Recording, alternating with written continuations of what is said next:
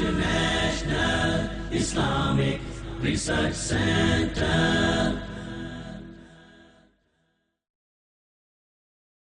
سبيل الدموع سبيل مريح تنهد يا صاحي كي تستريح وغص الدعاء الخفي الصريح يسعك الفضاء. بسم اللہ الرحمن الرحیم. الحمد للہ رب العالمین والصلاة والسلام علی سید المرسلین والعاقبۃ للمتقین. نماز اسلام کا ایک بہت اہم رکن ہے. اللہ تعالیٰ کی یاد اور اللہ تعالیٰ سے تعلق قائم کرنے کا بہت بڑا ذریعہ ہے. نبی اکرم صلی اللہ علیہ وسلم نے نماز کو اپنی آنکھوں کی ٹھنڈک قرار دیا.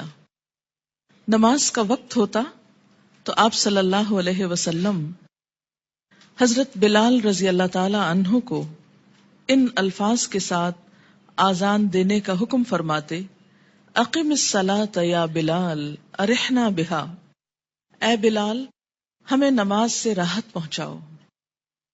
ابو داؤد کی روایت ہے. نماز کو رسول اکرم صلی اللہ علیہ وسلم نے جنت میں جانے کی ضمانت قرار دیا. حضرت ربیعہ بن کعب اسلمی رضی اللہ تعالی عنہ رسول اللہ صلی اللہ علیہ وسلم کی خدمت میں حاضر رہتے اور نبی صلی اللہ علیہ وسلم کے لیے وضو کا پانی اور دوسری چیزیں لایا کرتے تھے. ایک مرتبہ آپ نے خوش ہو کر فرمایا: ربیعہ، مانگو، کیا مانگتے ہو؟ حضرت ربیعہ رضی اللہ تعالی عنہ نے عرض کیا: یا رسول اللہ صلی اللہ علیہ وسلم، جنت میں آپ کا ساتھ چاہتا ہوں. آپ نے فرمایا: تو پھر سجدوں کی کثرت سے میری مدد کرو. یہ صحیح مسلم کی روایت ہے. یعنی اگر تمہارے نامہ اعمال میں سجدے زیادہ ہوئے تو میرے لیے تمہاری سفارش کرنا آسان ہو جائے گا. اللہ تعالیٰ نے قرآن پاک میں کامیاب لوگوں کی نشانی یہ بتائی ہے کہ وہ نماز کی پابندی کرتے ہیں. سورۃ المؤمنون آیت 9. سورۃ نور میں فرمایا کہ انہیں تجارت اور خرید و فروخت اللہ کی یاد اور نماز قائم کرنے اور زکوٰۃ دینے سے غافل نہیں کرتی. اللہ تعالیٰ نے نماز کو اقامت دین کی تمام تر جد و جہد کا حاصل قرار دیا. ارشاد باری تعالیٰ ہے: اگر ہم انہیں زمین میں اقتدار بخشیں، یعنی مسلمان زمین میں عروج کو پہنچے، طاقتور ہوں، تو وہ نماز قائم کریں گے، یعنی لوگوں کو اللہ کے آگے جھکائیں گے، زکوٰۃ ادا کریں گے، نیکی کا حکم دیں گے اور برائی سے منع کریں گے. یہ ایک اسلامی حکومت کی بنیادی خصوصیات ہیں. تکلیف، دکھ اور رنج کے وقت مومن کا یہی سب سے بڑا سہارا ہے. ارشاد باری تعالیٰ ہے: اے لوگو جو ایمان لائے ہو، اللہ سے صبر اور نماز کے ساتھ مدد مانگو. حضرت ابراہیم علیہ السلام اللہ تعالیٰ کے حکم پر اپنے اہل و عیال کو بیت الحرام کے پاس بے آب و گیاہ جگہ پر لے آئے تو بارگاہ رب العزت میں یہ دعا کی کہ میرے رب، مجھے اور میری اولاد کو نماز قائم کرنے والا بنا. حضرت اسماعیل علیہ السلام کے جن اوصاف کا ذکر قرآن پاک میں آتا ہے ان میں سے ایک یہ بھی ہے: وہ اپنے گھر والوں کو نماز اور زکوٰۃ کا حکم دیتے تھے. آپ صلی اللہ علیہ وسلم کو بھی اس بات کا حکم دیا گیا کہ آپ اپنے اہل و عیال کو نماز کا حکم دیں اور خود بھی اس کے پابند رہیں. قرآن کریم سے ہدایت حاصل کرنے والے خوش نصیب لوگوں کی اللہ تعالیٰ نے جو نشانیاں بتائی ہیں ان میں سے ایک نشانی یہ بھی ہے کہ وہ نماز قائم کرنے والے لوگ ہیں. ذالک الکتاب لا ریب فیہ ھدی للمتقین الذین یؤمنون بالغیب ویقیمون الصلاۃ. نماز میں غفلت، کاہلی اور سستی سے کام لینے کو اللہ تعالیٰ نے منافقین کی نشانی بتایا ہے کہ اذا قاموا الی الصلاۃ قاموا کسالی، کہ منافق جب نماز کے لیے اٹھتے ہیں تو سستی کے ساتھ اٹھتے ہیں. یراؤن الناس، محض لوگوں کو دکھانے کے لیے، ولا یذکرون اللہ الا قلیلا، اور اللہ کو بہت کم ہی یاد کرتے، یعنی ان کو نمازوں میں بھی خدا یاد نہیں آتا۔ سورۃ ماؤن میں اللہ تعالیٰ نے ان نمازیوں کے لیے ہلاکت اور تباہی بتائی جو نماز کے معاملے میں غفلت اور بے پرواہی سے کام لیتے ہیں۔ فویل للمصلین الذین هم عن صلاتهم ساہون۔ قرآن پاک میں اللہ تعالیٰ نے اقوام کی تباہی اور ہلاکت کا اصل سبب ترک نماز بتایا۔ ارشاد باری تعالیٰ ہے، اللہ کے فرما بردار بندوں کے بعد ایسے نالائق لوگ ان کے جانشین ہوئے جنہوں نے نماز کو ضائع کیا اور دنیا کے مزے اڑانے میں لگ گئے۔ ایسے لوگ عنقریب گمراہی کے انجام سے دوچار ہوں گے، یعنی دنیا میں بھی اس کا نقصان اٹھائیں گے اور آخرت میں بھی خسارے میں مبتلا ہوں گے۔ قیامت کے روز جہنمیوں کا ایک گروہ جہنم میں جانے کا ایک سبب یہ بیان کرے گا کہ لم نک من المصلین، ہم نماز پڑھنے والوں میں سے نہ تھے۔ حالت امن ہو یا حالت خوف، گرمی ہو یا سردی، تندرستی ہو یا بیماری، حتیٰ کہ جہاد و قتال کے موقع پر عین میدان جنگ میں بھی یہ فرض ساقط نہیں ہوتا۔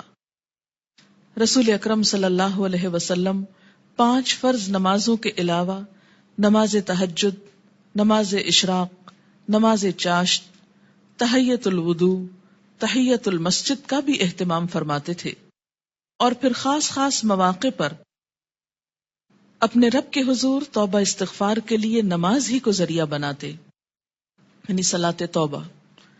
خسوف ہو یا کسوف، یعنی سورج گرہن اور چاند گرہن، تو مسجد تشریف لے جاتے، زلزلہ یا آندھی آتی تو مسجد تشریف لے جاتے، طوفان باد و باران ہوتا تو مسجد تشریف لے جاتے، فاقے کی نوبت آتی تو مسجد تشریف لے جاتے، کوئی پریشانی اور تکلیف ہوتی تو مسجد تشریف لے جاتے، سفر سے واپسی ہوتی تو پہلے مسجد تشریف لے جاتے، پھر گھر پلٹتے، بارش نہ ہوتی تو بھی نماز ادا کرتے۔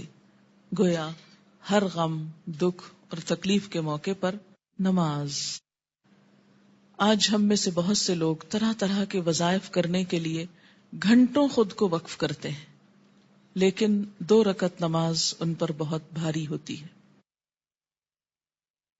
حیات طیبہ کے آخری دنوں میں بیماری کی حالت میں بھی نبی صلی اللہ علیہ وسلم کو جس چیز کی سب سے زیادہ فکر تھی وہ نماز تھی۔ وفات مبارک سے چند یوم قبل تیز بخار کی وجہ سے آپ پر غنودگی کی حالت طاری تھی۔ عشاء کے وقت آنکھ کھلی تو سب سے پہلے یہ سوال کیا، کیا لوگوں نے نماز پڑھ لی ہے؟ یعنی سب سے زیادہ جس بات کی فکر تھی وہ کیا؟ نماز۔ عرض کیا گیا نہیں، آپ ہی کا انتظار ہے۔ سرور عالم صلی اللہ علیہ وسلم نے پھر اٹھنا چاہا تو بے ہوش ہو گئے۔ جب آنکھ کھلی تو زبان مبارک سے پھر وہی الفاظ نکلے، کیا لوگوں نے نماز پڑھ لی ہے؟ عرض کیا گیا نہیں، آپ ہی کا انتظار ہے۔ تیسری مرتبہ اٹھنے کی کوشش میں پھر غشی طاری ہو گئی۔ افاقہ ہونے پر ارشاد فرمایا، ابو بکر نماز پڑھائیں۔ وفات مبارک سے چند لمحے پہلے آپ نے امت کو جو آخری وصیت فرمائی وہ یہ تھی، الصلاۃ الصلاۃ وما ملکت ایمانکم، یعنی مسلمانوں نماز نماز اور اپنے غلاموں کا ہمیشہ خیال رکھنا۔ یعنی ایک طرف حقوق اللہ اور دوسری طرف حقوق العباد، بندوں میں سے سب سے زیادہ محروم مخلوق غلام۔ نماز بذات خود جتنی اہم ہے، طریقہ نماز بھی اسی قدر اہم ہے۔ نماز کے بارے میں حکم صرف یہی نہیں کہ اسے ادا کرو، بلکہ حکم یہ بھی ہے کہ اس طرح ادا کرو جس طرح مجھے ادا کرتے دیکھتے رہے ہو۔ ایک حدیث مبارک میں کچھ یوں آتا ہے کہ قیامت کے روز حقوق اللہ میں سے سب سے پہلے نماز کا حساب لیا جائے گا۔ جس کی نماز درست طریقے سے پڑھی گئی ہوگی وہ کامیاب و کامران ہوگا، اور جس کی نماز بگاڑی گئی ہوگی وہ ناکام و نامراد ہوگا۔ اس سے کیا پتہ چلتا ہے کہ قیامت کے روز صرف یہی نہیں پوچھا جائے گا کہ نماز پڑھی یا نہیں، بلکہ یہ بھی دیکھا جائے گا کہ کس طریقے سے پڑھی، کیا اس میں ان تمام امور کا لحاظ رکھا گیا جن کی پابندی ضروری تھی، سنت کے مطابق تھی یا نہیں؟ اس سے یہ اندازہ لگانا مشکل نہیں کہ ادائیگی نماز کے ساتھ ادائیگی نماز کا طریقہ بھی بہت ضروری ہے۔ جو مسائل آگے بیان کیے جائیں گے وہ کسی خاص فقہی مسلک کو سامنے رکھ کر نہیں، اور نہ ہی کسی مسلک کو صحیح یا غلط ثابت کرنے کے لیے یہ مجموعہ مرتب کیا گیا ہے، بلکہ پیش نظر صحابہ کرام کا وہ طریقہ ہے جس میں ایک صحابی حضرت حذیفہ رضی اللہ تعالی عنہ نے ایک آدمی کو نماز پڑھتے دیکھا جو رکوع اور سجود پورے نہیں کر رہا تھا۔ جب وہ آدمی نماز سے فارغ ہوا تو حضرت حذیفہ رضی اللہ تعالی عنہ نے اسے بلا کر کہا، تم نے نماز نہیں پڑھی، اور اگر اسی طرح کی نماز پڑھتے پڑھتے مر گئے تو طریقہ اسلام کے خلاف مرو گے۔ یعنی اگر رکوع سجدہ صحیح طور پر ادا نہیں ہوا مکمل طور پر تو وہ نماز پھر نماز نہیں، ایک مذاق ہے نماز کا۔ ایک دوسرے صحابی حضرت عبداللہ بن عباس رضی اللہ تعالی عنہ نے ایک شخص کو نماز عید سے پہلے نفل پڑھتے دیکھا تو اسے منع کیا۔ وہ کہنے لگا، اللہ تعالیٰ مجھے نماز پڑھنے پر عذاب نہیں کرے گا۔ حضرت عبداللہ بن عباس نے فرمایا، اللہ تعالیٰ تجھے سنت رسول صلی اللہ علیہ وسلم کی مخالفت کرنے پر ضرور عذاب دے گا، کیونکہ آپ نے کبھی نماز عید سے پہلے عیدگاہ میں نفل نہیں پڑھے تھے۔ ایسے کاموں سے کیوں اتنی شدت سے روکا گیا؟ کیونکہ اس سے دین بوجھل ہو جاتا ہے۔ اگر ایک شخص ایک رو میں آ کے کرتا ہے، دوسرا اس کو دیکھ کے کل ایک پورا وہ طریقہ بن جائے گا اور لوگ اس کو اپنے لیے لازم قرار دے دیں گے اور بلا وجہ دین کو بھاری کر لیں گے۔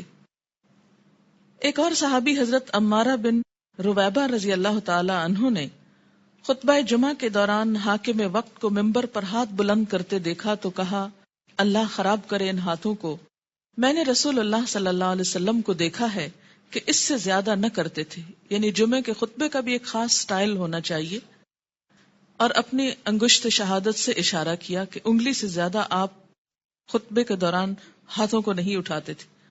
آج آپ دیکھیے سنت کی جب مخالفت ہوتی ہے تو اس کا نتیجہ کیا نکلا ہے کہ لوگ دین سے ہی بھاگنا شروع ہو گئے، کیونکہ بتانے والوں کا انداز اور سٹائل اور بیٹھنا اور گفتگو کرنا یہ سب کچھ دین کے یا حق میں جاتا ہے یا خلاف جاتا ہے۔ سنت رسول صلی اللہ علیہ وسلم سے محبت کا یہی جذبہ ہم سب کا مذہب ہے، اور اسی جذبے کے تحت یہ احادیث پیش کی جا رہی ہیں۔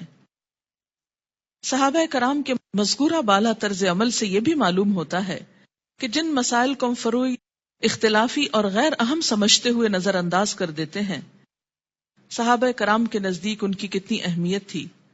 حقیقت یہ ہے کہ جو شخص رسول اللہ صلی اللہ علیہ وسلم کے اس فرمان مبارک سے آگاہ ہے، من رغب عن سنتی فلیس منی، یعنی جس شخص نے میری سنت اختیار کرنے سے گریز کیا وہ مجھ سے نہیں، وہ کسی بھی سنت کو معمولی اور غیر اہم سمجھ کر نظر انداز کرنے کی جسارت نہیں کر سکتا۔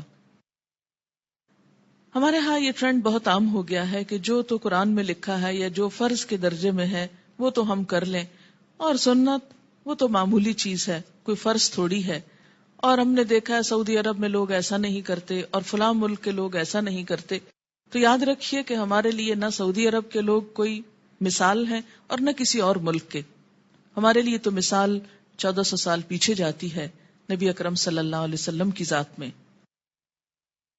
سب سے پہلے نماز کے لیے نیت کا درست ہونا ضروری ہے، کیونکہ نیت کے بغیر اگر کوئی شخص وہ تمام ایکشنز کرے جو نماز کے ہوتے ہیں تو اس کی نماز نہ ہوگی۔ کسی بھی عمل کے اجر و ثواب کا دار و مدار نیت پر ہے۔ حضرت عمر بن خطاب رضی اللہ تعالی عنہ کہتے ہیں، میں نے رسول اللہ صلی اللہ علیہ وسلم کو فرماتے ہوئے سنا کہ اعمال کا دار و مدار نیت پر ہے، ہر شخص کو وہی ملے گا جس کی اس نے نیت کی، لہذا جس نے دنیا حاصل کرنے کی نیت سے ہجرت کی اسے دنیا ہی ملے گی، جس نے کسی عورت سے نکاح کرنے کی غرض سے ہجرت کی اسے عورت ہی ملے گی، بس مہاجر کی ہجرت کا صلہ وہی ہے جس کے لیے اس نے ہجرت کی۔ یعنی ہجرت جیسا بڑا نیکی کا کام بھی زیادہ فائدہ مند نہیں اگر اللہ کے لیے نہ ہو۔ فتنہ دجال سے بھی بڑا فتنہ دکھاوے کی نماز ہے. دکھاوے کی نماز. عن ابی سعید رضی اللہ عنہ قال خرج علینا رسول اللہ صلی اللہ علیہ وسلم ونحن نتذاکر المسیح الدجال فقال الا اخبرکم بما هو اخوف علیکم عندی من المسیح الدجال فقلنا بلا یا رسول اللہ صلی اللہ علیہ وسلم قال الشرک الخفی ان یقوم الرجل فیصلی فیزید صلاته لما یرى من نظر رجل رواہ ابن ماجہ. حضرت ابو سعید رضی اللہ عنہ کہتے ہیں کہ ہم مسیح دجال کا ذکر کر رہے تھے، اتنے میں رسول اللہ صلی اللہ علیہ وسلم تشریف لائے اور فرمایا کیا میں تمہیں دجال کے فتنے سے زیادہ خطرناک بات سے آگاہ نہ کروں؟ ہم نے عرض کیا ضرور یا رسول اللہ صلی اللہ علیہ وسلم. آپ نے فرمایا شرک خفی یعنی خفیہ شرک جس کو پروناؤنس نہ کیا جائے لیکن وہ دل میں چھپاؤ، یہ دجال سے بھی زیادہ خطرناک ہے.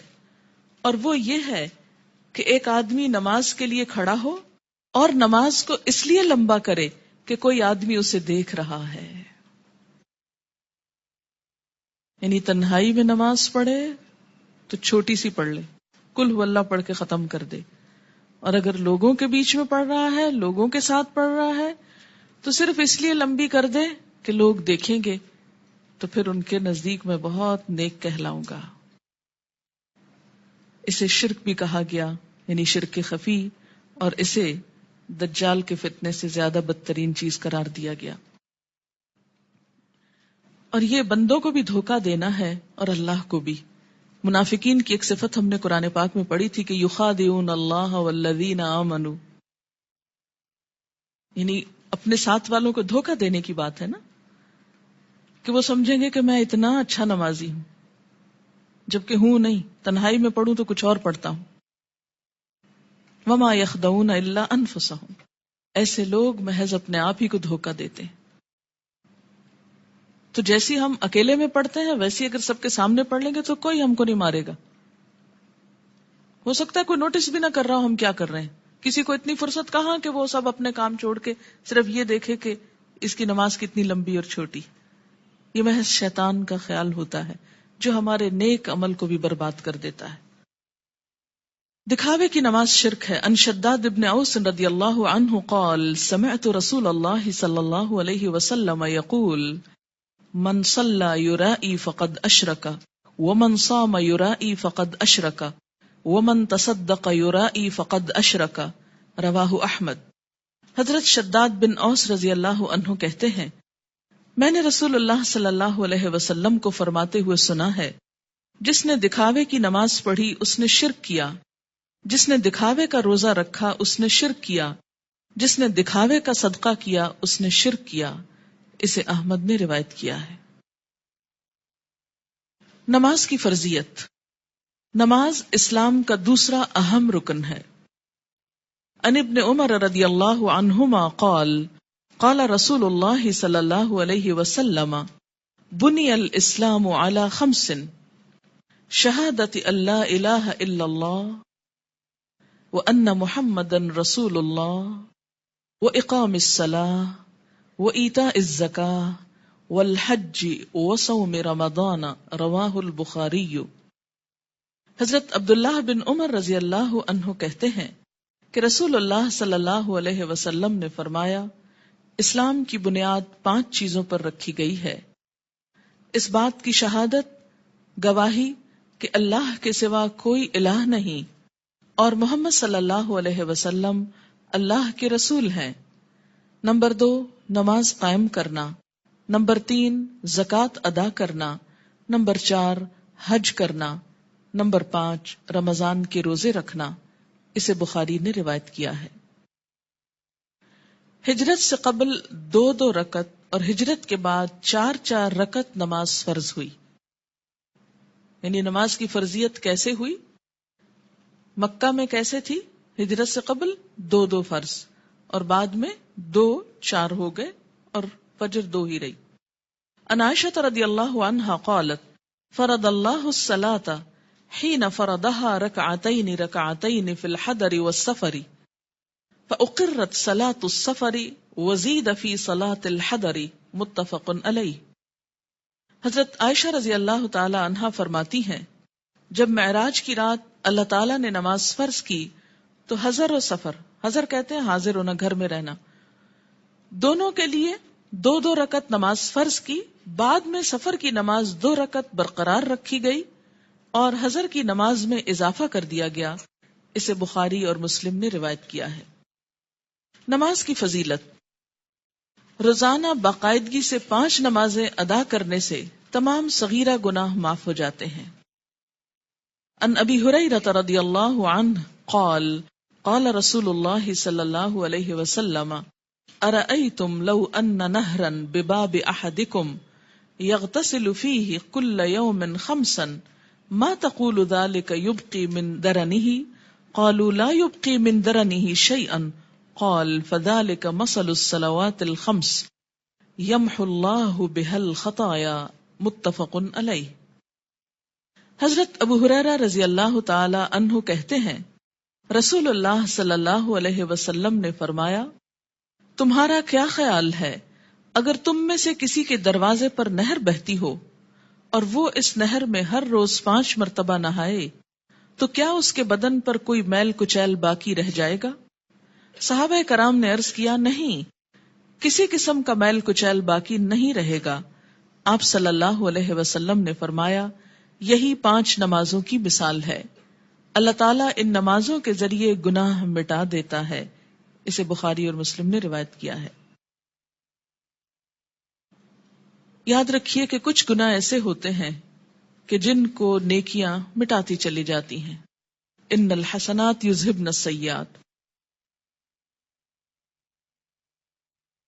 اس میں کیا چیز آتی ہے؟ مثلاً آپ کے ہاتھوں کو ڈسٹ اور چھوٹی موٹی گندگی لگ جاتی ہے کام کرتے ہوئے، جب آپ پانی سے دھوتے ہیں تو وہ ڈسٹ خود بخود بہہ جاتی۔ کچھ چکنائی وغیرہ کے داغ ایسے ہوتے ہیں کہ جو صرف پانی سے نہیں دھلتے، اس کے لیے آپ کو صابن استعمال کرنا پڑتا ہے۔ کچھ داغ ایسے ہوتے ہیں پینٹ وغیرہ کے کہ جو صرف پانی اور صابن سے نہیں دھلتے، ان کے لیے آپ کو مخصوص قسم کا سولوشن استعمال کرنا ہوتا ہے جو ان دھبوں کو دور کر دے۔ اسی طرح روحانی نجاستیں اور گناہ، ان کی بھی کچھ قسمیں ایسی ہیں کہ جو خود بخود نیکیوں سے مٹتی چلی جاتی ہیں، کچھ کے لیے عبادات کفارے کا ذریعہ بنتی ہیں، لیکن کچھ گناہ ایسے ہیں کہ جن کے داغ بہت سخت ہیں اور ان کے لیے خصوصی عمل توبہ استغفار، ان گناہوں کا کفارہ اور مداوع ضروری ہوتا ہے۔ جب تک ان پہ مثلاً حد جاری نہ ہو جائے یا کفارہ نہ دے دیا جائے یا بطور خاص اس کی توبہ اور اصلاح نہ کر لی جائے تو وہ گناہ معاف نہیں ہوتے۔ تو اسی لیے اس حدیث کا یہ جو معنی کیا گیا ہے یمحو اللہ بہا الخطایا، تو خطایا سے مراد کیا ہے؟ عام چھوٹے موٹے گناہ جو انسان ہونے کے ناطے بھول چوک کر اچانک انسان سے سرزد ہو جاتے ہیں۔ آپ منہ سے کچھ کہنے چلے تھے، کچھ اور کہہ بیٹھے، آپ کی نیت نہیں تھی، ارادہ نہیں تھا، اچانک ہی کچھ ہو گیا، پھر احساس ہوتا ہے، پھر آپ دوبارہ اس کی اصلاح کرتے ہیں، لیکن بسا اوقات وہ بھی بھول جاتے ہیں۔ تو ایسے میں کیا ہے کہ جو چیزیں انجانے میں نہ چاہتے ہوئے انسان سے ہو جائیں تو اللہ تعالیٰ انسان کے گناہوں کو مختلف عبادات کے ذریعے دھوتا رہتا ہے۔ نماز گناہوں کی آگ کو ٹھنڈا کرتی ہے۔ ان انس بن مالک رضی اللہ عنہ قال قال رسول اللہ صلی اللہ علیہ وسلم ان للہ ملکا ینادی عند کل صلاة یا بنی آدم قوموا الى نیرانکم التی اوقدتموها فاطفئوها رواہ الطبرانی فی الاوسط۔ حضرت انس بن مالک رضی اللہ تعالی عنہ کہتے ہیں رسول اللہ صلی اللہ علیہ وسلم نے فرمایا ہر نماز کے وقت اللہ تعالیٰ کا مقرر کردہ فرشتہ پکارتا ہے، لوگو اٹھو اس آگ کو بجھانے کے لیے جسے تم نے اپنے گناہوں سے جلایا ہے۔ یعنی انسان کے گناہ انسان کے لیے جہنم کی آگ تیار کرتے ہیں، لیکن جب انسان نماز پڑھتا ہے تو آگ بجھ جاتی۔ پانچوں نمازیں باقاعدگی سے ادا کرنے والا قیامت کے دن صدیقین اور شہداء کے ساتھ ہوگا۔ ان عمر بن ورۃ الجہنی رضی اللہ عنہ قال جاء رجل الى النبي صلی اللہ علیہ وسلم فقال یا رسول اللہ ارأیت ان شہدت ان لا الہ الا اللہ وانک رسول اللہ وصلیت الصلوات الخمس وادیت الزکاة وصمت رمضان وقمته فممن انا قال من الصدیقین والشہداء رواہ ابن حبان۔ حضرت عمر بن مرہ جہنی رضی اللہ تعالی عنہ کہتے ہیں کہ ایک آدمی نبی اکرم صلی اللہ علیہ وسلم کی خدمت میں حاضر ہوا اور عرض کیا یا رسول اللہ بتائیے اگر میں گواہی دوں کہ اللہ کے سوا کوئی الہ نہیں، آپ اللہ کے رسول ہیں اور پانچوں نمازیں ادا کروں، زکوٰۃ دوں، رمضان کے روزے رکھوں اور رمضان میں قیام بھی کروں یعنی تراویح بھی پڑھوں، تو میرا شمار کن لوگوں میں ہوگا؟ آپ صلی اللہ علیہ وسلم نے ارشاد فرمایا صدیقین اور شہداء میں۔ اسے ابن حبان نے روایت کیا ہے۔ یعنی فرائض کا پورا کرنے والا بلند درجے رکھتا ہے، الا یہ کہ وہ بندوں کے حقوق میں ایسی کمی کرے کہ جس سے اس کے فرائض کا اجر بھی ختم ہو جائے۔ رات کی تاریکی میں مسجد میں آنے والے نمازیوں کے لیے قیامت کے دن مکمل نور کی خوشخبری ہے۔ ان بریدہ رضی اللہ عنہ ان النبی صلی اللہ علیہ وسلم قال بشر المشائین فی الظلم الى المساجد بالنور التام یوم القیامہ رواہ ابو داود والترمذی۔ حضرت بریدہ رضی اللہ تعالی عنہ روایت کرتے ہیں کہ نبی اکرم صلی اللہ علیہ وسلم نے فرمایا اندھیرے میں مسجدوں کی طرف چل کر جانے والوں کو قیامت کے دن مکمل روشنی کی خوشخبری دے دو۔ یہ تو آپ سب جانتے ہیں نا کہ حشر کے میدان میں بہت اندھیرا ہوگا، لیکن کچھ لوگوں کے پاس نور ہوگا، کچھ کے پاس ہوگا پھر چھین لیا جائے گا منافقوں سے۔ اور یہ نور کون سا نور ہوگا؟ انسان کے اپنے اعمال کا، اور اس نور کو بڑھانے والی چیز نماز ہے، اور خصوصاً رات کے اندھیرے میں مسجد جانے والوں کے لیے خوشخبری ہے۔ عورتوں کے لیے گھر میں ہی یہ نماز پڑھنے کا اجر ہے، اور اگر وہ مسجد نہیں بھی جا پاتی تو انشاءاللہ پابندی سے نماز ادا کرنے کی صورت میں وہ اس اجر سے محروم نہیں رہیں گی۔ نور کی وہ دعا بھی سکھائی گئی نا کہ ربنا اتمم لنا نورنا، اللہ ہمارا نور ہم پہ مکمل کر دے، کہ حشر کے میدان میں یہ دعا مانگیں گے اہل ایمان اس پریشانی سے کہ کہیں ان کا نور ان سے چھین نہ لیا جائے۔ مسجد میں آنے والے نمازی اللہ کے ملاقاتی ہیں جن کی اللہ تعالی عزت فرماتا ہے۔ وعن سلمان رضی اللہ عنہ ان النبی صلی اللہ علیہ وسلم قال من تودأ في بيته فأحسن الوضوء ثم أتى المسجد فهو زائر الله وحق على المزور أن يكرم الزائر رواہ الطبرانی۔ حضرت سلمان رضی اللہ تعالی عنہ سے روایت ہے کہ نبی اکرم صلی اللہ علیہ وسلم نے فرمایا جس نے اپنے گھر میں اچھی طرح وضو کیا اور پھر مسجد میں آیا وہ اللہ کا ملاقاتی ہے، اور میزبان کے لیے ضروری ہے کہ وہ اپنے ملاقاتی کی عزت کرے۔ قیامت کے دن ایسے لوگوں کو عزت کے ساتھ جنت میں رکھا جائے گا، عزت کا لباس پہنایا جائے گا اور عزت کا مقام دیا جائے گا۔ وَلَهُمْ أَجْرٌ کریم کی جو بات آتی ہے، کریم عزت والا۔ نماز کی اہمیت۔ بے نماز کا انجام قارون، فرعون، حامان اور ابی ابن خلف کے ساتھ ہوگا۔ ان عبداللہ ابن عمرو بن العاص رضی اللہ عنہما ان النبی صلی اللہ علیہ وسلم انه ذکر الصلاة یوما فقال من حافظ علیہا كانت له نورا وبرهانا ونجاة يوم القيامة ومن لم يحافظ عليها لم يكن له نورا ولا برهانا ولا نجاة وكان يوم القيامة مع قارون وهامان وفرعون وأبي بن خلف رواہ ابن حبان۔ حضرت عبداللہ بن عمرو بن العاص رضی اللہ تعالی عنہ کہتے ہیں کہ نبی اکرم صلی اللہ علیہ وسلم نے ایک دن نماز کا ذکر کرتے ہوئے فرمایا، جس شخص نے نماز کی حفاظت کی اس کے لیے نماز قیامت کے روز نور، برہان اور نجات کا سبب ہوگی، اور جس نے نماز کی حفاظت نہ کی اس کے لیے نہ نور ہوگا، نہ برہان، نہ نجات۔ نیز قیامت کے روز اس کا انجام قارون، فرعون، حامان اور ابی ابن خلف کے ساتھ ہوگا۔ اسے ابن حبان نے روایت کیا ہے۔ یہاں پر نماز کی حفاظت کا ذکر ہے، پابندی وقت بھی مراد ہے، رکوع اور سجود وغیرہ کی حفاظت بھی، اپنے دل اور خیالات کی حفاظت بھی، طہارت کی حفاظت بھی۔ تو ایسی نماز پڑھنے والے کی اللہ تعالیٰ بھی حفاظت فرمائیں گے، اور قیامت کے دن اس کے لیے یہ نماز سراسر فائدے کا سبب ہوگی۔ اور اگر نہیں تو ایسا شخص فرعون، قارون، جو مال کی محبت میں گرفتار تھا، کیونکہ عموماً انسان نمازوں کی پرواہ کیوں نہیں کرتا؟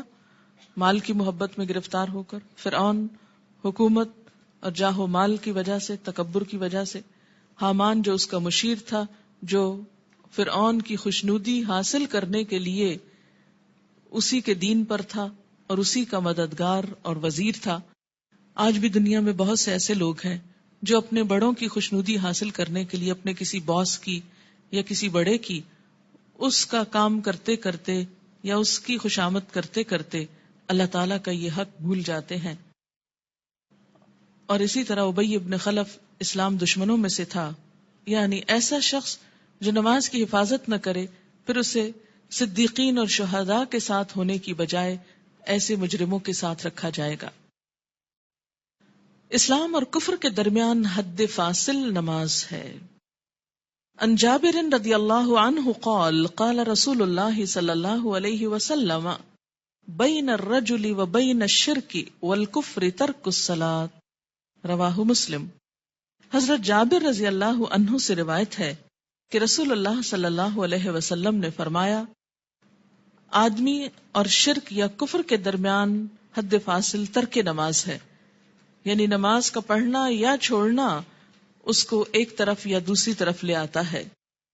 اسے مسلم نے روایت کیا ہے۔ مثلاً ایک شخص مسلمان ہے، اسلام کی حفاظت میں ہے، یہ حفاظت جو ہے یہ نماز کے ساتھ ہے، یا یوں کہیے کہ نماز ہی کی یہ باؤنڈری۔ جب کوئی شخص نماز نہیں پڑھتا، اس عہد کو توڑتا ہے، تو وہ کٹ جاتی ہے ڈور جس سے وہ محفوظ تھا، اور اس کے بعد وہ اسلام کی حدوں سے نکل کر کفر کے قریب ہو جاتا ہے یا اس میں داخل ہو جاتا ہے۔ 10 برس کی عمر میں اگر بچہ نماز کا عادی نہ بنے تو اسے مار کر نماز پڑھوانی چاہیے، یعنی سختی کی جا سکتی ہے۔ عن عمرو بن شعیب عن ابیہ عن جدہ رضی اللہ عنہما قال قال رسول اللہ صلی اللہ علیہ وسلم مروا اولادکم بالصلاة وهم ابناء 7 سنین واضربوهم علیہا وهم ابناء 10 سنین وفرقوا بینہم فی المضاجع، رواہ ابو داود۔ حضرت عمرو اپنے باپ شعیب سے اور شعیب اپنے دادا عبداللہ بن عمرو بن عاص سے روایت کرتے ہیں کہ رسول اللہ صلی اللہ علیہ وسلم نے فرمایا، جب تمہارے بچے 7 برس کے ہو جائیں تو انہیں نماز پڑھنے کا حکم دو، جب 10 برس کے ہو جائیں اور نماز باقاعدگی سے نہ پڑھیں تو نماز پڑھانے کے لیے انہیں مارو، نیز 10 برس کی عمر کے بچوں کو علیحدہ علیحدہ بستروں پر سلاؤ۔ اسے ابو داؤد نے روایت کیا ہے۔ 10 سال کی عمر تک بچے کی عادتیں پختہ ہو جاتی ہیں۔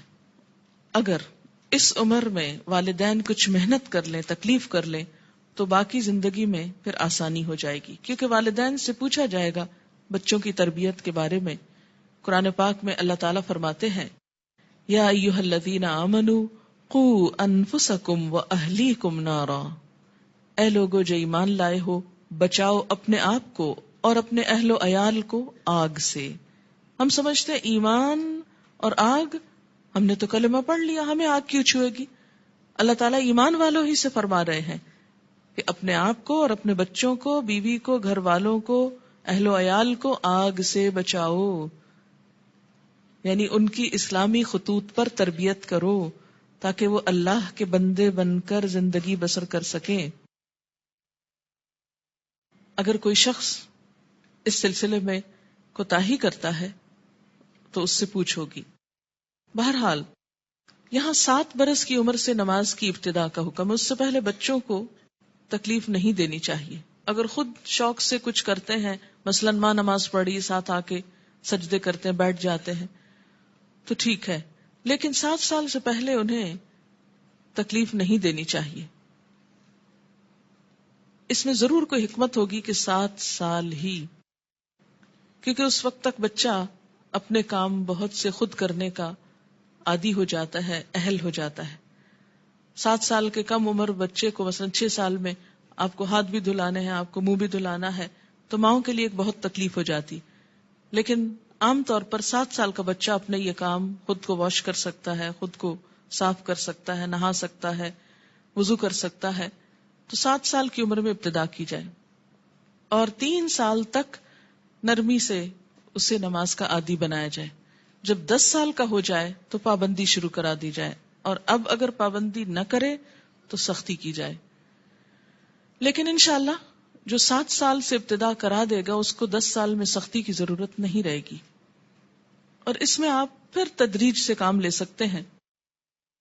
مثلا میں نے اپنے بچوں کے ساتھ یہ کیا کہ ان کو جو 7ویں سال کی جو برتھ ڈے آپ سیلیبریٹ کرتے ہیں تو کیک کھلانے کی بجائے بٹھا کے یہ بتایا کہ نماز کتنی امپورٹنٹ ہے، اور آج سے تم 7 سال کے ہو گئے ہو اور ہم سب مل کر مغرب کی نماز پڑھیں گے. میں نے یہ نہیں کہا کہ تم پڑھو، بلکہ ہم پڑھیں گے. اور ساتھ کھڑے ہو کر وضو کروایا، ساتھ کھڑے ہو کر نماز پڑھائی. اس سے بچے کو کچھ بھی مشکل نہیں ہوئی. نماز سے پہلے وضو ایک مشکل کام ہوتا ہے، جو وہ مرحلہ پار کر جائے اس کے لیے اگلا مرحلہ آسان ہو جاتا ہے. تو مائیں اگر وضو کرتے وقت تھوڑا سا وقت 5-7 منٹ لگائیں اور ساتھ وضو کرائیں، اس سے وضو کی بھی اصلاح ہوگی انشاءاللہ، کہ دیکھا جائے گا کہ وہ اپنے کپڑے تو نہیں بھگو رہے یا باتھ روم تو نہیں بھگو رہے. کیونکہ بہت دفعہ دیکھنے میں آتا ہے اب تک کہ بچے تو کیا، بڑے بڑے میچور لوگ جب کسی واش روم سے نکلتے ہیں تو سارا واش روم یوں لگتا ہے جیسے کوئی نہا کے نکلا ہو یہاں سے. مجھے کبھی سمجھ نہیں آئی کہ اس قدر پانی گرانے کی، کہ جو سنک سے باہر زمین پر بھی پورا پھیل جائے اور کپڑے بھی اور سب کچھ گندا کرے، اس کی آخر کیا وجہ ہے اور اس کی ضرورت کیا ہے؟ جب ہم وضو کرتے ہیں تو نہاتے تو نہیں ہیں، لیکن منظر باتھ روم میں نہانے کا ہی نظر آتا ہے. خیر، اب دیکھیں کہ بچوں کو جب وضو کرائیں تو اس وقت بھی انہیں بتائیں کہ پانی بہت نہیں استعمال کرنا، اور کس طریقے سے وہ کریں گے. انشاءاللہ اس کا طریقہ آگے پورا آئے گا، آپ اپنا سب چیک کر لیجئے، بچوں کا بھی کر لیجئے. پھر اس کے بعد یہ کہ ساتھ کھڑا کر کے نماز پڑھائیں، کیونکہ تنہا نماز پڑھنے میں کوتاہی ہوتی ہے، مشکل لگتی ہے. جب ساتھ ماں ہوتی ہے تو بچے کو بہت ڈھارس ہوتی اور آسانی سے نماز پڑھ لیتا ہے. 1-8 مہینہ آپ صرف ایک ہی نماز پڑھائیں، پھر اس کے بعد عصر کی ساتھ شروع کر لیں، پھر ظہر کی کر لیں. ظہر میں اگر صرف فرض بھی پڑھ لیں تو کافی ہیں. پھر اسی طرح عشاء پر لے آئیں، پھر فجر پر. 10 سال کی عمر تک اگر وہ اپنی مرضی سے فجر اٹھ کے پڑھ لیتے ہیں تو کوئی بات نہیں، لیکن 10 سال کے بعد پھر فجر سورج نکلنے سے پہلے. اور پھر آہستہ آہستہ سنت کی رغبت بھی.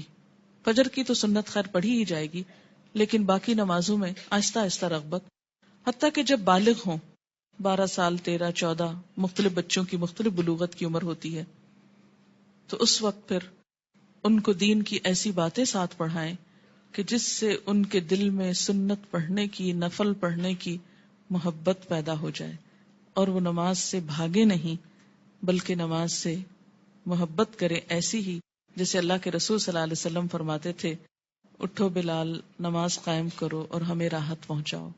کہ نماز ایک خوشی کی خبر بن جائے، نہ کہ ایک پریشانی کی. اور اس میں تھوڑی سی محنت کی ضرورت ہے.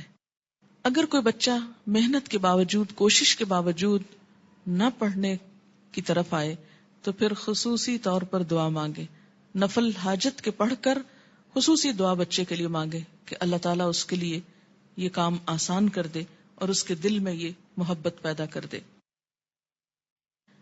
آپ دیکھیں کہ اگر آپ بچوں کو نماز کا عادی کر دیں گے تو آپ کو کتنا فائدہ ہے کہ ہر نماز میں جب وہ پڑھیں گے ربنا اغفر لی ولوالدی، یعنی ہر نماز کے اندر وہ آپ کے لیے دعائیں کریں گے، ربنا اغفر لی ولوالدی، اللہ مجھ کو معاف کر دے اور میرے والدین کو کر دے. مفت کی دعائیں ملتی جائیں گی ساری زندگی. دنیا سے چلے بھی جائیں تو پیچھے سے بچے دعائیں کریں گے، ورنہ الگ سے کس کو یاد رہتا ہے کہ وہ دعا کرے. اور ایسے ہی بچے پھر ماں باپ کے لیے صدقہ جاریہ ہو جاتے ہیں. صرف نماز اثر کا فوت ہونا ایسا ہے جیسے کسی کا مال اور اہل و عیال لٹ جائے. عن ابن عمر رضی اللہ عنہما قال قال رسول اللہ صلی اللہ علیہ وسلم الذي تفوته صلاة العصر فكأنما وتر أهله وماله متفق علیہ. حضرت عبداللہ بن عمر سے روایت ہے، رسول اللہ صلی اللہ علیہ وسلم نے فرمایا، جس شخص کی نماز عصر فوت ہو جائے اس کی حالت اس شخص کی طرح ہے جس کا اہل و عیال اور مال و اسباب ہلاک ہو گیا ہو. صرف نماز عصر قضا کرنا ایسا ہے گویا کسی کا گھر گر جائے، بال بچے سب مر جائیں اس میں، اور پورا مال بھی تباہ ہو جائے، یا گھر والوں سمیت گھر کو آگ لگ جائے اور ہر چیز راکھ ہو جائے.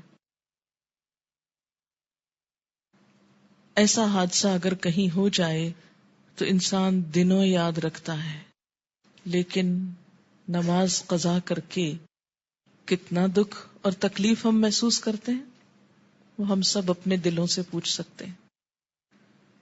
یہ نقصان دنیا میں نظر نہیں آتا اس لیے دکھ بھی نہیں ہوتا، آخرت کے دن یہ نقصان نظر آئے گا اور تلافی کی کوئی صورت نہ ہوگی، کوئی موقع نہ ہوگا. اچھا، یہ جو حدیث ہے یہ بخاری اور مسلم نے روایت کی ہے، یعنی متفق علیہ حدیث ہے، یعنی کوئی ایسی کھیل مذاق کی بات نہیں ہے کہ ایسی ڈرا رہے. نماز سے غفلت کی سزا. حضرت سمرہ بن جندب رضی اللہ تعالی عنہ روایت کرتے ہیں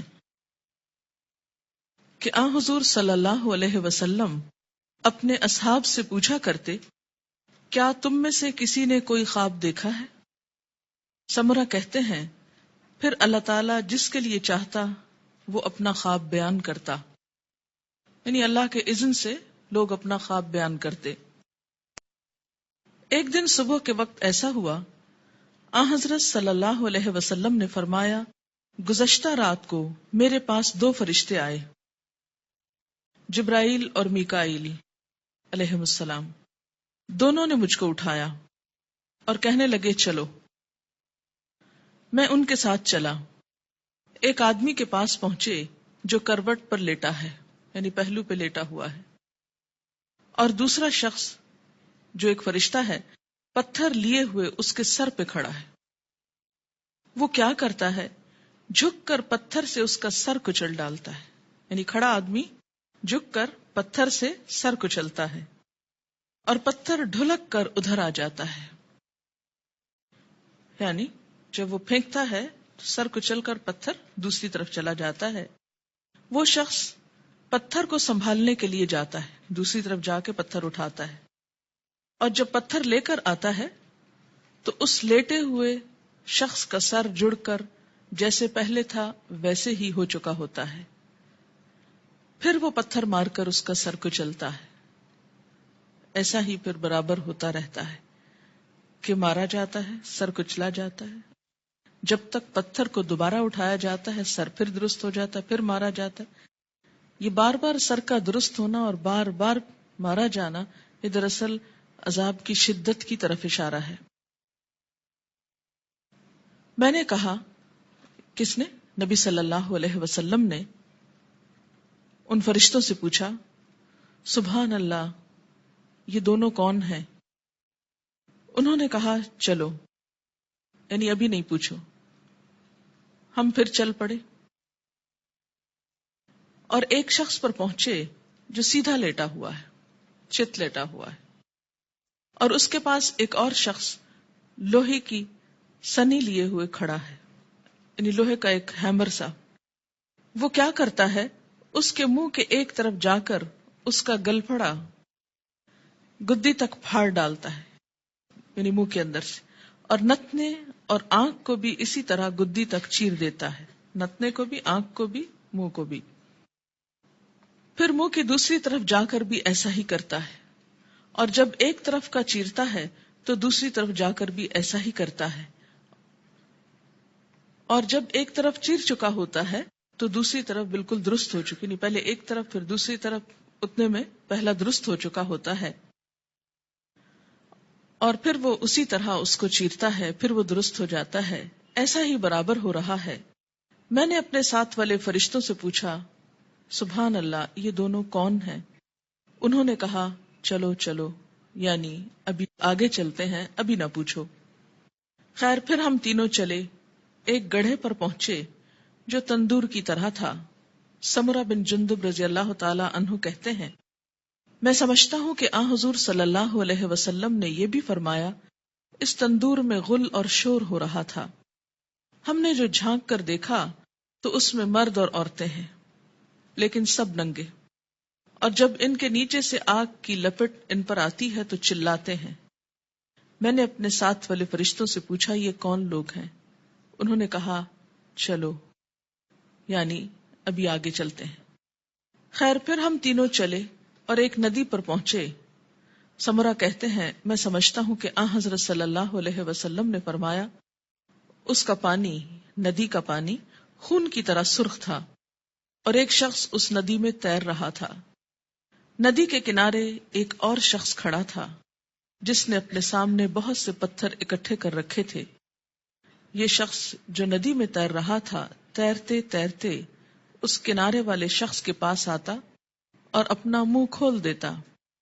وہ اس کے منہ میں ایک پتھر دے دیتا، پھر ندی میں چل دیتا، پھر لوٹ کر آتا تو کنارے والا شخص ایک اور پتھر اس کے منہ میں دے دیتا۔ غرض جب وہ لوٹ کر آتا یہی ہوتا۔ میں نے اپنے ساتھ والے فرشتوں سے پوچھا، یہ دونوں کون ہیں؟ انہوں نے کہا، چلو چلو، چلو چلتے ہیں۔ خیر، پھر ہم تینوں چلتے چلتے ایک نہایت بدصورت بدشکل مرد کے پاس پہنچے، بہت ہی بدصورت جو تم نے کبھی بھی دیکھا ہو۔ وہ کیا کر رہا تھا؟ آگ سلگا رہا تھا اور اس کے گرد دوڑ رہا تھا۔ میں نے اپنے ساتھ والے فرشتوں سے پوچھا، یہ کون ہے؟ انہوں نے کہا، چلو چلتے ہیں۔ پھر ہم تینوں چلے، چلتے چلتے ایک بہت گھنے سبز باغیچے پر پہنچے۔ اس میں ہمہ قسم کے پھول تھے، یعنی ہر طرح کے پھول تھے۔ اس کے بیچوں بیچ ایک لمبے قد کا آدمی تھا، اتنا لمبا کہ مجھ کو اس کا سر دیکھنا مشکل ہو گیا، اور اس کے گرد بہت سے لڑکے جمع ہیں۔ اتنے لڑکے میں نے کبھی نہیں دیکھے۔ میں نے اپنے ساتھ والے فرشتوں سے پوچھا، یہ لمبا شخص کون ہے اور یہ لڑکے کون ہیں؟ انہوں نے کہا، چلو چلتے ہیں، ابھی نہ پوچھو۔ خیر، پھر ہم تینوں چلے اور ایک بڑے باغ پر پہنچے۔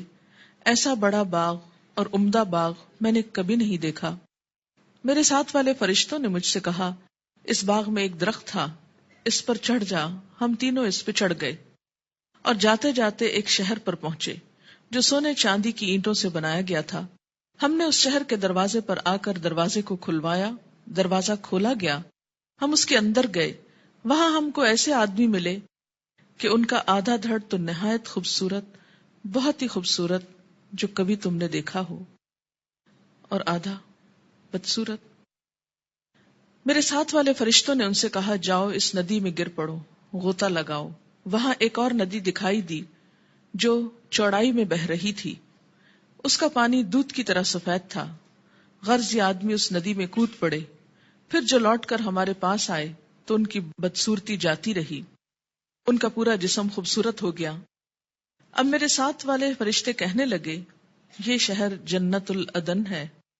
قرآن پاک میں آتا نا، جنات و عدن، ہمیشہ رہنے والا باغ، ایور گرین، اور یہی تمہارا مقام ہے۔ میری آنکھ جو اوپر اٹھی تو کیا دیکھتا ہوں، ایک محل ہے سفید ابر کی طرح، یعنی بادل کی طرح، ان فرشتوں نے کہا یہ تمہارا گھر ہے. میں نے کہا اللہ تم کو برکت دے، مجھ کو چھوڑو میں اپنے گھر میں جاؤں. انہوں نے کہا نہیں، ابھی تم اس گھر میں نہیں جا سکتے، لیکن بعد میں تم اس میں داخل ہوگے.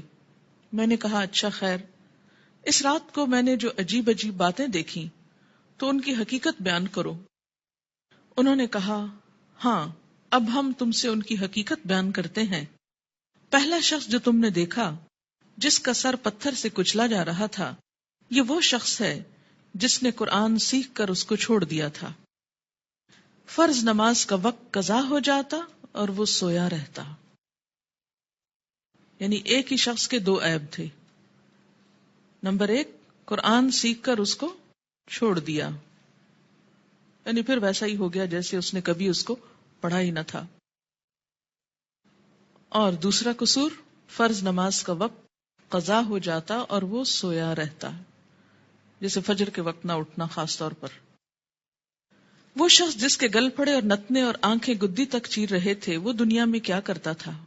صبح کو گھر سے نکلتے ہی ایک جھوٹی خبر تراشتا، لوگوں سے کہتا، یعنی پھر بیان کرتا، وہ خبر سارے جہان میں پھیل جاتی. یعنی مشغلے کے طور پر کیا اس نے کام اپنا رکھا تھا؟ جھوٹی خبر گھڑنا اور اس کو پھیلا دینا، اور وہ سارے جہان میں پھیل جاتی. اور ننگے مرد اور عورت جو تم نے تندور میں دیکھے، وہ زنا کرنے والے اور زنا کرنے والیاں ہیں. یعنی وہ مرد اور عورت جن کے ایکسٹرا میرٹل ریلیشنز تھے دنیا میں. اور وہ شخص جو ندی میں تیر رہا تھا، اس کے منہ میں پتھر دیے جاتے تھے، یہ سود خور ہے. اور وہ بدصورت شخص جو آگ سلگا رہا تھا اور اس کے گرد دوڑ رہا تھا، وہ دوزخ کا داروغہ ہے. اس کا نام کیا ہے؟ قرآن پاک میں کیا آتا ہے؟ مالک. مالک نامی. لمبا شخص جو باغیچے میں ملا تھا، وہ ابراہیم علیہ السلام پیغمبر ہیں. ان کے گرد وہ لوگ ہیں جو اسلام کی فطرت پر مرے، یعنی توحید پر. سمرہ کہتے ہیں بعض مسلمانوں نے آپ صلی اللہ علیہ وسلم سے عرض کیا، یا رسول اللہ صلی اللہ علیہ وسلم، اور مشرکوں کے بچے جو نابالغ مرتے ہیں وہ بھی ان میں داخل ہیں؟ آپ نے فرمایا ہاں مشرکوں کے بچے بھی، کیونکہ ہر بچہ فطرت پر پیدا ہوتا ہے نا، جب تک اس کا شعور اپنا نہیں جاگ جاتا. اب رہے وہ لوگ جن کا آدھا دھڑ خوبصورت تھا، آدھا دھڑ بدصورت. یہ وہ لوگ تھے جنہوں نے دنیا میں اچھے اور برے سب طرح کے کام کیے، یعنی کچھ کام ان کے اچھے تھے اور کچھ کام ان کے برے تھے. آدھے خوبصورت آدھے بدصورت. جب اس طرح ان کی پہچان ہو جائے گی تو پھر ایک وقت آئے گا کہ ان کو نہلا کر درست کر دیا جائے گا، کیونکہ جنت میں رہنے والا کوئی شخص پھر ہمیشہ کے لیے بدصورت نہیں ہوگا. اب دیکھیں کہ دنیا میں اگر کسی کا ناک اس کی پسند کا نہ ہو، یا چہرے پہ داغ ہو، یا کچھ بھی ہو، یا اگر پاؤں خوبصورت نہ ہو، تو کس قدر شرمندگی محسوس کرتا رہتا ہے، احساس کمتری میں مبتلا ہو جاتا ہے.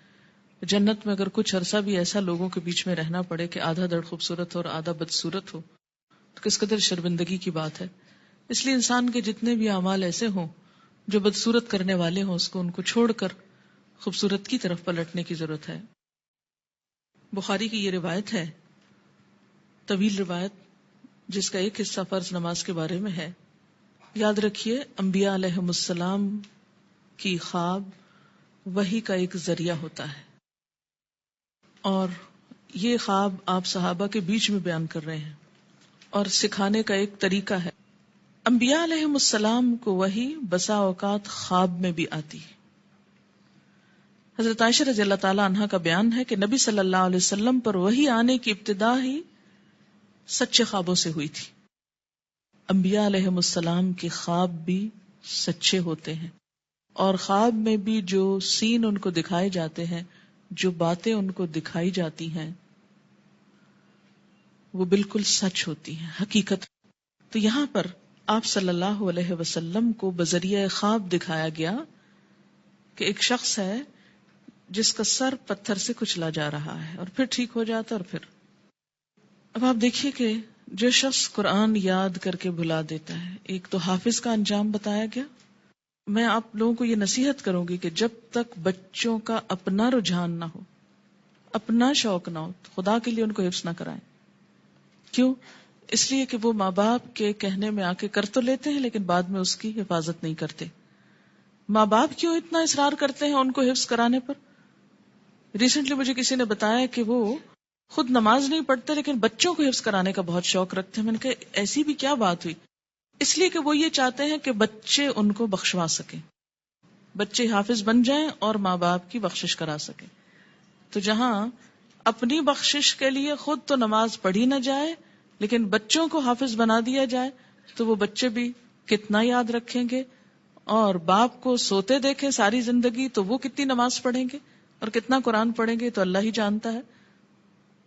اللہ تعالیٰ یخرج الحی من المیت و یخرج المیت من الحی، زندہ سے مردہ اور مردہ سے زندہ کو نکالتا ہے، بے عمل سے با عمل بچے کو پیدا کر سکتا ہے، یہ اس کی شان ہے. لیکن ہم اپنی کوششوں کو بھی دیکھیں کہ ہم کیا کر رہے ہیں. اور اس میں فرض نماز پڑھے بغیر سو جانا میں فجر کی نماز بھی ہو سکتی ہے اور عشاء بھی ہو سکتی ہے، یا پھر ظہر پڑھے بغیر سو جانا، یا پھر عصر کے لیے اٹھنا ہی نہیں، سوئے چلے جانا. نماز فجر اور عشاء کے لیے مسجد میں نہ آنا نفاق کی علامت ہے. باجماعت نماز نہ پڑھنے والے لوگوں کے گھروں کو رسول اکرم صلی اللہ علیہ وسلم نے جلانے کا ارادہ فرمایا. عن ابی ہریرہ رضی اللہ عنہ قال قال رسول اللہ صلی اللہ علیہ وسلم لیس صلاة اسقل علی المنافقین من الفجر والعشاء ولو يعلمون ما فيهما لآتوهما ولو حبوا لقد هممت ان آمر المؤذن فيقيم ثم آمر رجلا يؤم الناس ثم آخذ شعلا من نار فأحرق على من لا يخرج إلى الصلاة بعد. متفق علیہ. حضرت ابو ہریرہ رضی اللہ تعالی عنہ کہتے ہیں کہ رسول اللہ صلی اللہ علیہ وسلم نے فرمایا منافقوں پر فجر اور عشاء کی نماز سے زیادہ بھاری کوئی نماز نہیں ہے. اگر انہیں پتہ چل جائے کہ دونوں نمازوں کا ثواب کتنا زیادہ ہے تو ان دونوں نمازوں میں ضرور آتے، خواہ گھٹنوں کے بل ہی آنا پڑتا. چل نہ سکتے تو رینگ کر آتے، جیسے بچے رینگتے ہیں، کرال کرتے ہیں، کرال کرتے ہوئے آتے. میں نے ارادہ کیا کہ مؤذن کو حکم دوں وہ اقامت کہے، پھر ایک آدمی کو حکم دوں کہ وہ لوگوں کی امامت کرائے، اور خود آگ کا ایک شعلہ لے کر ان لوگوں کے گھروں کو جلا دوں جو اس اذان اور اقامت کے بعد نماز کے لیے نہیں نکلتے. اسے بخاری اور مسلم نے روایت کیا ہے. خلاف سنت ادا کی گئی نماز قیامت کے روز ناکامی اور نامرادی کا باعث ہوگی. قیامت کے روز حقوق اللہ میں سب سے پہلے نماز کا حساب ہوگا. عن ابی ہریرہ رضی اللہ عنہ قال قال رسول اللہ صلی اللہ علیہ وسلم ان اول ما يحاسب به العبد يوم القيامة من عمله صلاته فإن صلحت فقد أفلح وأنجح وإن فسدت فقد خاب وخسر فإن انتقص من فريضته شيء قال الرب تبارك وتعالى انظروا هل لعبدي من تطوع فيكمل بها من انتقص من الفريضة ثم يكون سائر عمله على ذلك رواه الترمذي.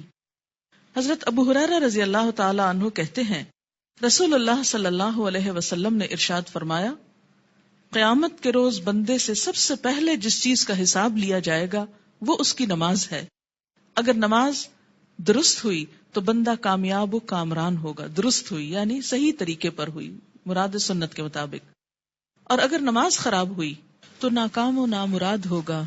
خراب نماز سے مراد کیا؟ پڑھی تو لیکن اس کے جو آداب تھے ان کا لحاظ نہیں رکھا. اس میں طہارت، قبلے کا رخ ہونا، لباس کا درست ہونا، یہ ساری چیزیں آ جاتی ہیں. اگر بندے کے فرائض میں کچھ کوتاہی ہو گئی تو اللہ تعالیٰ فرمائیں گے میرے بندے کے نامہ اعمال میں دیکھو کوئی نفل عبادت ہے. یعنی اگر فرض نماز کم ہو گئی تو کہاں سے پوری کی جائے گی؟ نفل سے. اگر فرض زکوٰۃ میں کوئی کمی ہو گئی تو نفل صدقات سے. اسی طرح باقی عبادات میں بھی. پھر اس کے تمام اعمال کا حساب اسی طرح ہوگا. پہلے فرائض کو دیکھا جائے گا، اگر کوئی کمی ہو تو نوافل سے پوری کر دی جائے گی. لیکن اگر پڑھے ہی صرف فرض ہوں اور وہ بھی صحیح طریقے پر نہ ہو، اور نوافل کی طرف تو ہماری عام طور پر توجہ ہی کم ہوتی ہے. ہم میں سے کتنے نفل روزے رکھتے ہیں؟ کتنے نفلی صدقہ کرتے ہیں، کتنے نفل نماز پڑھتے ہیں، کتنے نفلی حج کرتے ہیں. نفل تو ایکسٹرا کے معنوں میں ہے، لیکن چلے اگر کم بھی ہے کچھ تو اس کو صحیح طریقے پر تو ادا کیا جائے تاکہ وہ قیامت کے دن نجات کا سبب بنے. وآخر دعوانا ان الحمد للہ رب العالمین. سبيل الدموع سبيل